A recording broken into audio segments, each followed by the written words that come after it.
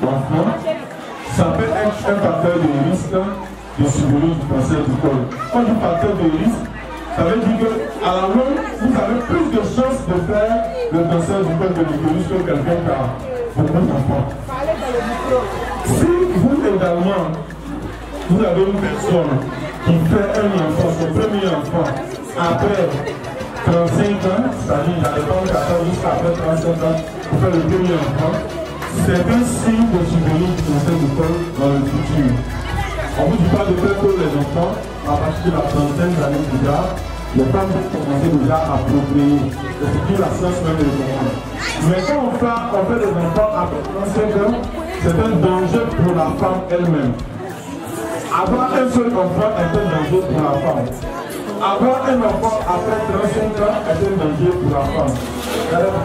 Tout le monde connaît la ménopause ici. Alors, la ménopause qui survient généralement entre 40 jusqu'à 45 ans.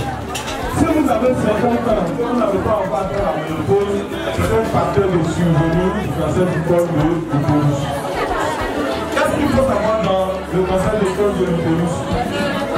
Alors, il faut dire que si vous êtes là, et que pendant que vous n'êtes pas dans votre période de menstruation, vous sentez que vous saignez, vous voyez le saignement, ou bien vous pouvez menstruer 2 à 3 fois dans le même mois, ça va vous interpeller pour vous dire que je dois aller à l'hôpital voir mon gynéco pour vous.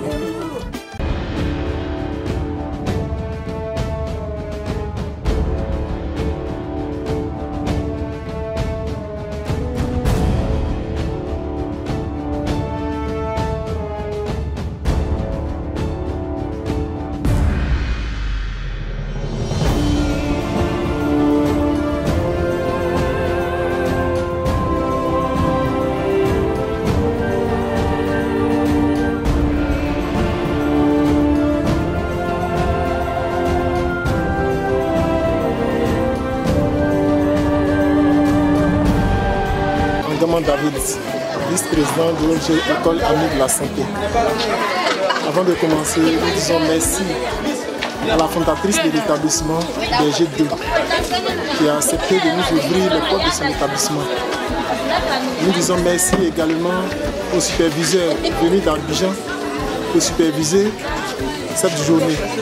Merci à l'ensemble des encadreurs des établissements, merci aux élèves et merci particulièrement à nos partenaires, l'ONG Fondation Sociale et Vie. Il s'agit aujourd'hui de la journée mondiale de lutte contre le VIH. Notre ONG École Amie de la Santé œuvre depuis 2 à 3 ans dans le domaine sanitaire des élèves, avec la lutte contre les grossesses en milieu scolaire, le VIH-Sida et les maladies liées au sexe. Cette journée, nous avons décidé d'associer nos partenaires pour dépister tous les élèves de plus de 18 ans de cet établissement du cancer du col de l'utérus, cancer du sein. Il faut savoir que le premier trimestre de cette année a été marqué par plusieurs activités, à savoir le mois d'octobre était Octobre Rose. Pour ceux qui connaissent Octobre Rose, c'est le mois où toutes les ONG qui sont censées lutter contre le cancer sous toutes ses formes mènent des activités.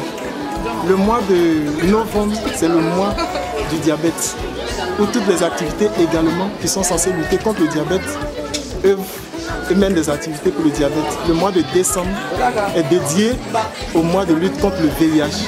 Donc nous avons fait une journée en 3 pour mener toutes ces activités. Donc nous sommes vraiment ravis de l'engouement qu'a suscité cette journée. C'est pourquoi d'ailleurs nous disons merci à toutes ces jeunes filles qui ont répondu massivement, qui ont pris conscience que la maladie était réelle et non une vue d'esprit, et qui ont répondu à notre appel. Nos remerciements vont à l'endroit de nos responsables, les DD, le médico-scolaire, tous ceux qui nous ont accompagnés pour que cet événement soit une réussite. Nous leur disons merci. Nous disons merci aux vacataires, aux infirmiers en instance d'affectation qui sont venus nous appuyer.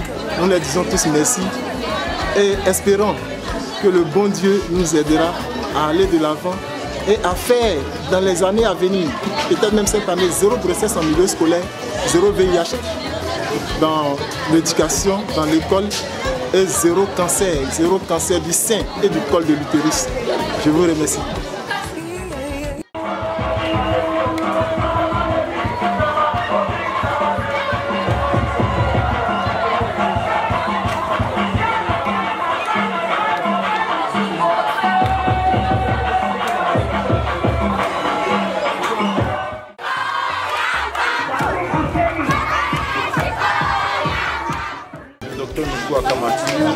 Médecin chargé de la prévention des cancers au programme national de lutte contre le cancer. En cette journée, nous venons à Boaké, dans le groupe scolaire de Berger 2,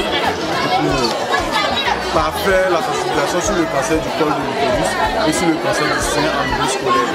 Alors cette activité a commencé depuis 7h30, 8h, et nous sommes encore là jusqu'à 18h pour la sensibilisation et le dépistage des jeunes filles en milieu scolaire sur le cancer du col de l'utérus et le cancer du sein.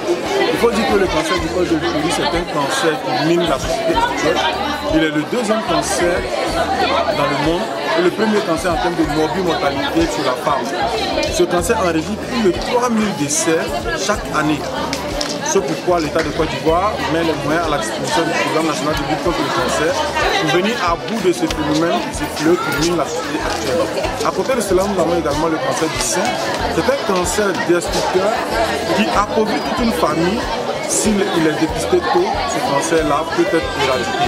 L'ensemble des signes pouvant mener à ces différents cancers sont entre autres une ménopause tardive, la survenue d'une grossesse après 35 ans, les premiers rapports survenus chez une dame avant 13 ans, avoir un seul enfant est un facteur de risque de la survenue du cancer. C'est pourquoi nous sommes venus en milieu scolaire, car les jeunes filles sont devenues de plus en plus vulnérables, pour donner de la sensibilisation, pour donner de la voix, pour qu'elles soient encore plus informées de la situation de ce cancer-là en Côte d'Ivoire. Alors sur ce, nous disons là, merci de couvrir cet événement et nous encourageons les ONG à plus d'activités en ce qui concerne la sensibilisation sur le cancer. Sur ce, nous disons merci.